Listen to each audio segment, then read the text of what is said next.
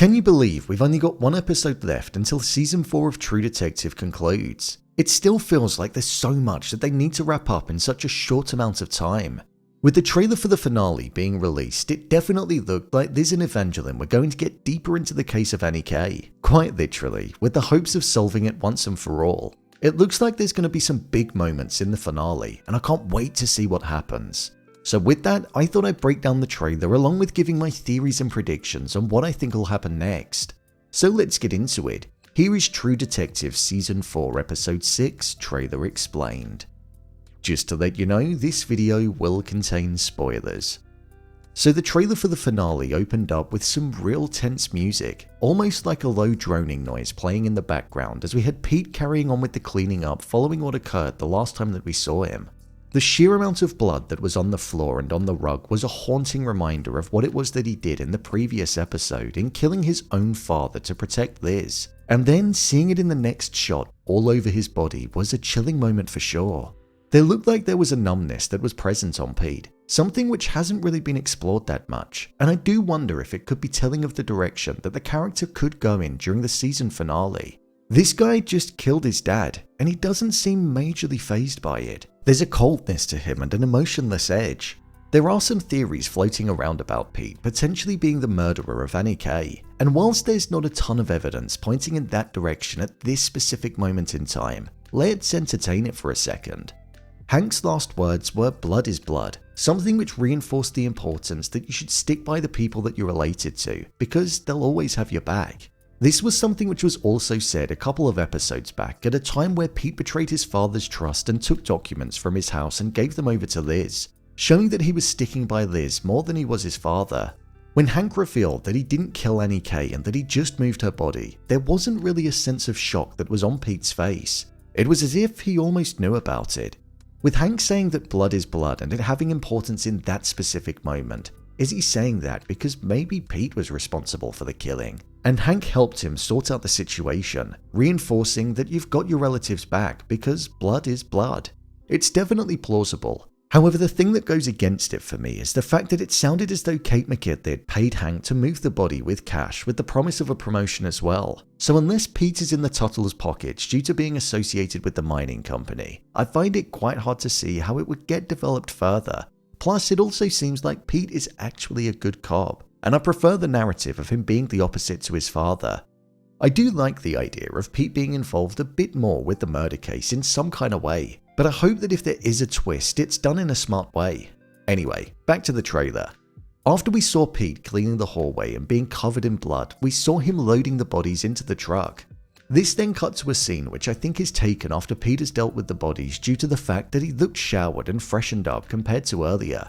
Alongside him in this scene was Leah. He said the line, "Can I ask you a favor please?" and Leah simply just stared blankly at him.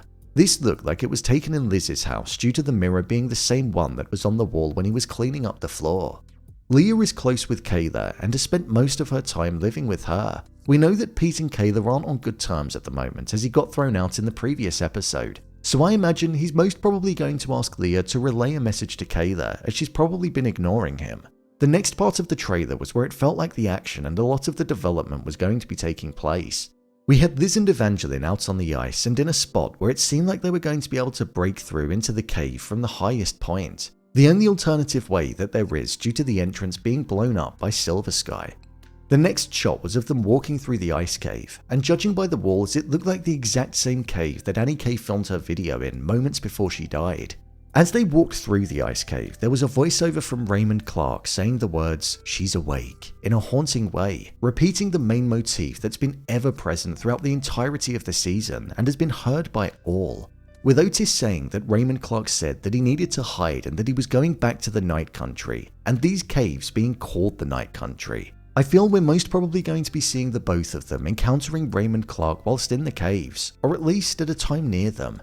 There's this shot from the Weeks Ahead trailer that was released just after episode 1 came out, and it seems like Clark is running away from somebody, with it looking like whatever Liz and Evangeline find is going to lead them back to the Salal Research Center. Maybe Clark is going to be there and not in the cave. There was then a shot of the bones that we saw in the background of Annie K's video, which were laid out in the formation which mirrored the spiral symbol. But what I found most interesting here was that there was something that looked as though it was moving behind it. So whatever Kate didn't want Liz to find when she went down there, I think they're definitely going to stumble across it. This is the spot where Annie was killed, and her final words were basically calling out that she found what was hidden. So I feel this is going to be a large moment in the show for sure. The next scene that we had was of watery footprints that were on the floor which Evangeline was seeing. This is most probably something which isn't real and is occurring inside of her mind. It's most probably the dead that are appearing in front of her. Because the footprints are wet, I would most probably assume that it's going to be Judith that's going to be appearing, considering that she died whilst in the sea. And the last time that she appeared in the form of the dead when she was visiting, she had wet hair. An alternative theory about this is that it could actually be Raymond Clark's footprints. It seemed as though he had no jacket on and no shoes either. So after being out in the snow and now inside of the Salal Research Centre, that could also leave footprints too. Over the top of this, Evangeline said the line, "There's something out there calling me." This is going to be the first time that she's actually going to be vocalizing it, and I feel she's going to be saying this to Liz. There was a clip in the Weeks Ahead trailer where there was somebody falling through the ice and from a high distance in the cave. So I wonder if the voice that's calling her, the voice which I think is her mother, is going to lead her into dangerous territory and ultimately try to take her with her. The main reason why it feels as though her mother is appearing. Judging by the fact that this looks like it's taken in the Salal Research Centre, I feel they're both going to survive the fall, whomever it is. Following this, there was then a quick succession of shots that appeared. We had one of Liz running through the corridor in the research centre. She had a weapon in her hand, so that shows that there's probably somebody else who's present in there, most likely Raymond Clark. In fact, I think it is him, as he seemed to be wearing the pink coat as he was running down the corridor when text appeared on the screen. It does make me wonder though, how is he wearing the coat, considering it was found on Otis in the previous episode? During this scene, the lights were out as well, which makes me think that something could be happening like on the first day of the night. There was then a shot of Pete digging in the ice. This is probably him burying the bodies of his father and Otis, the place where Evangeline told him to go to, which was the spot where Julia was. This also most probably confirms that Rose is actually real and she's not part of Evangeline's imagination, because there's no way that Pete would have known about this spot if he hadn't have spoken to Rose, so I guess it puts that to bed. There was then a shot of two hands reaching out to one another. This looked like it was taking place in the environment that we're used to seeing Evangeline's flashback occur when she was in the military. The hand on the left is definitely Evangeline's due to the tattoos that she has. I looked at the hands in the shot that had the tattoos on the right and I couldn't match it up with anybody. It's not her sister Julia, it's not her mother, and it's not Annie K. So I'm stumped as to who it could be that's reaching their hand out towards her.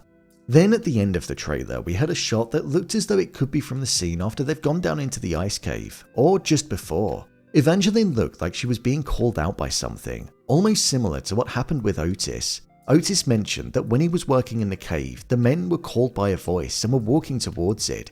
And it also happened on the day that there was a blizzard, so it seems like history is repeating itself here in what's going to be happening to Evangeline. The final shot of the trailer was of Liz falling through the ice and into the freezing cold water, with it having her struggling for air.